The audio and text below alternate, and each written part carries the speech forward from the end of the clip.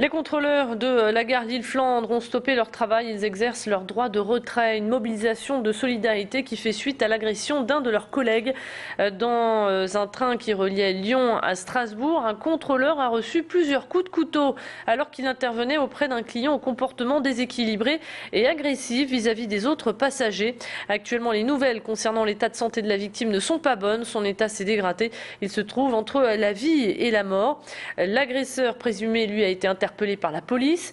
Cet après-midi, le trafic des trains a été très perturbé, voire quasi nul. La foule attend toujours sur le quai. Vous avez d'ailleurs pu le voir sur les images. Actuellement, seulement 10% des TER circulent.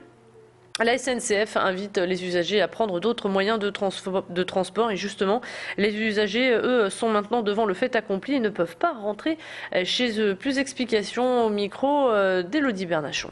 Apparemment, il y a un contrôleur qui s'est fait agresser. Et donc là, tous les trains sont bloqués. Et a priori, il y a beaucoup de trains qui sont complètement supprimés. Et on n'a donc pour le moment pas de solution. Enfin, je sais bien que le contrôleur, il n'y pouvait rien d'être agressé, mais voilà.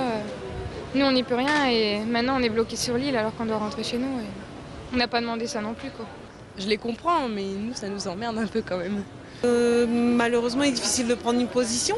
Seulement, nous, on est là parce qu'on travaille et on ne peut pas rentrer chez soi.